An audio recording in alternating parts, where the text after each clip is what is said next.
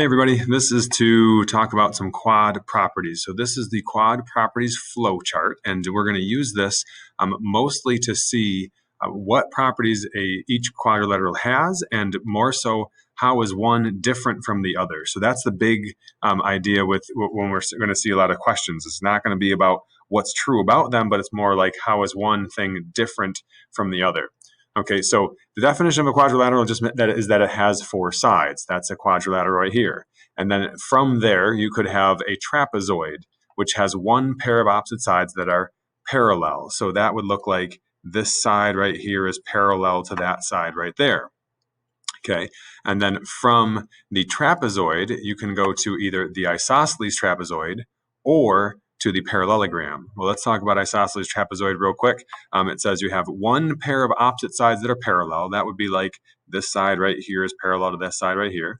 And that the non-parallel sides are congruent. So these are the non-parallel sides. I put a dash right there, is congruent to that right there. And also the diagonals are congruent. So the diagonals is the line that goes from this point up to that point and this point down to there. Okay, so if a trapezoid is isosceles, it also has some congruent diagonals. So let me just take this and put this in the same color green so we talk about that. Okay, now let's talk about parallelograms, because that's the shape that happens much more so than the trapezoid family that's over here. The parallelograms and then the ones that follow that, the rhombus, the rectangle, and the square. Okay, so in a parallelogram, these four properties are all true of parallelograms. First one says both pairs of opposite sides are parallel. So that means you have, kind of like top is parallel to bottom, and then also, watch, I'm going to try to do two arrows over here is parallel to this side over here. So that's both pairs of opposite sides are parallel.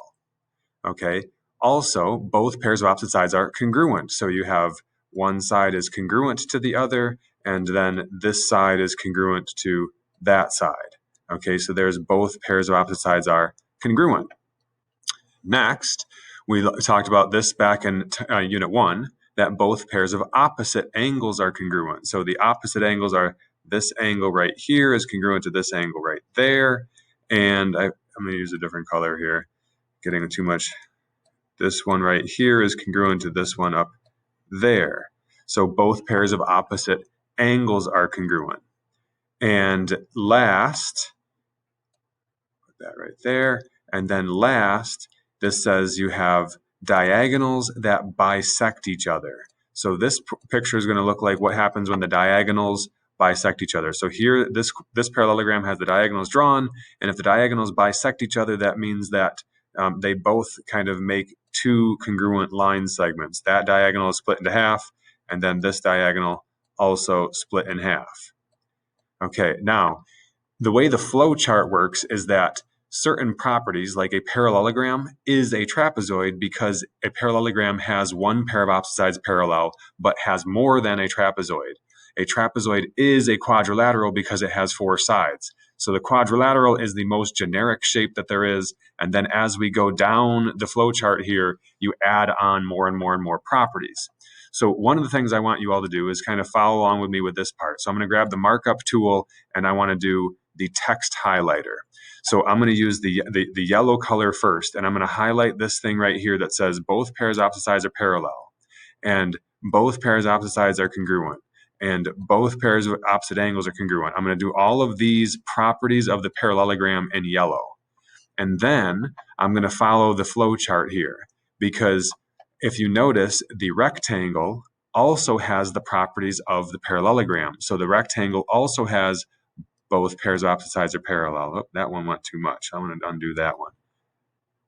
Undo. Okay, I only want this part right here. Both pairs of opposite sides are parallel. So that's a property that the rectangle gets from the parallelogram.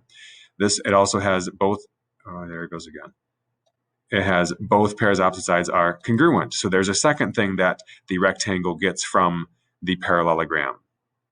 And the other one right here, that's the same as the parallelogram, is it has the diagonals that bisect each other.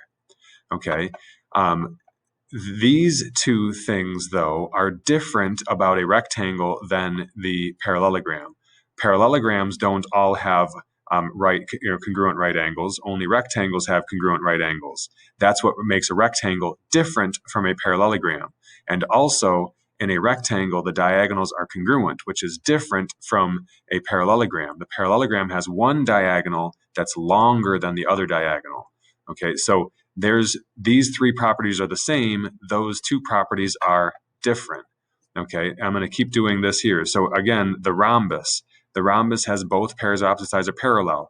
I keep the yellow highlighter because that's what makes it the same as the parallelogram. It has both pairs of opposite angles are congruent. That's a property that's the same as the parallelogram.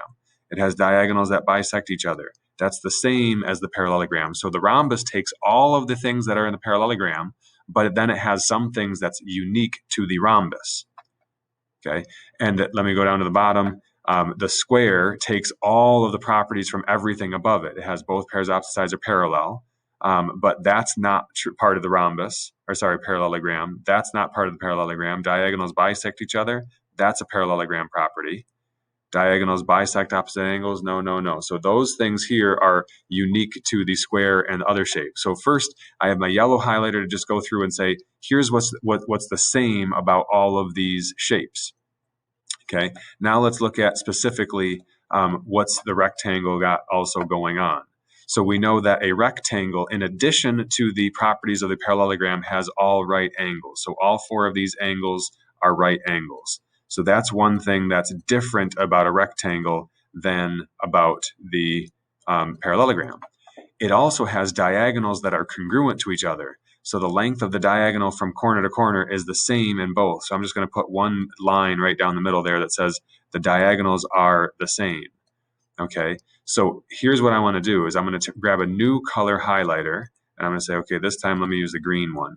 And it says all congruent right angles. So that's a property that makes the rectangle different than the parallelogram. But since a square flows from the rectangle, the square also has all congruent right angles. So that's what makes the rectangle and the square the same. So I'm color coordinating. Those are the same on the rectangle and the square. Okay.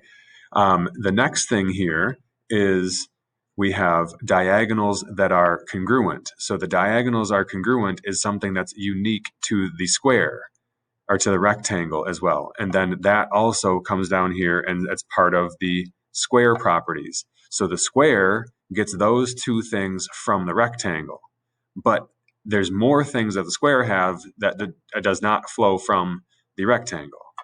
Okay, so then we go over here to the rhombus. And let me start with this. So the rhombus, one thing that's unique to the rhombus that doesn't come from the parallelogram is it has all sides are congruent. Okay, so all sides are congruent. Next, this time it says the diagonals bisect. So not only the diagonals bisect each other, so they're segment bisectors, but they also are bisecting the opposite angles. So what that means is that this angle right here is the same as this angle here. And likewise, these two angles are the same. Actually, all four of those little angles are the same.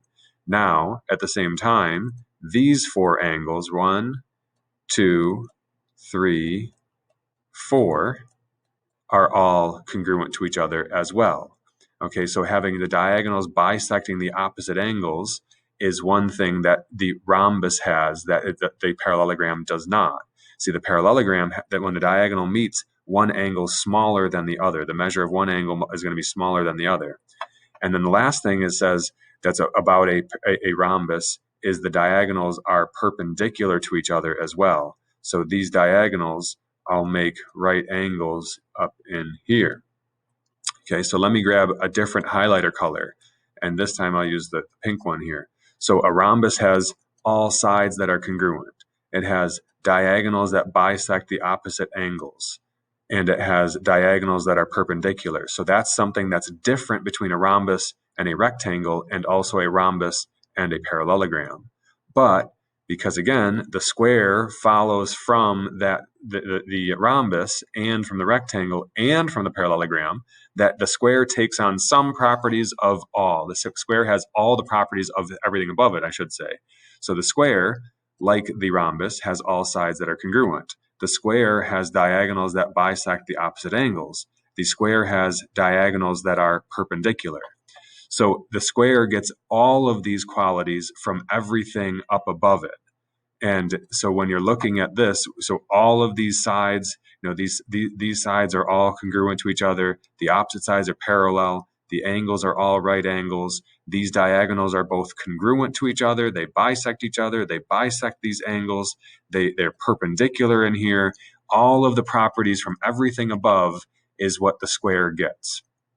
Okay, so that's how this flow chart can work. And when you look at this and you say, okay, well, I want to know what makes a rectangle different from a parallelogram. Well, these two things that we highlighted in green are different from all the yellow things. Or what makes a rhombus different from a rectangle? These pink things are different from those green things. And what makes what makes a square? For a shape to be a square, it has to be both a rhombus and a rectangle. So it has to take one of the unique properties of the rhombus as well as one of these unique properties of the rectangle to be a square.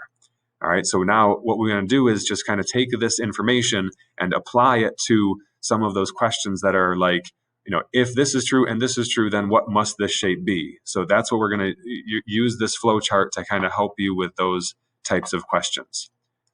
Bye-bye.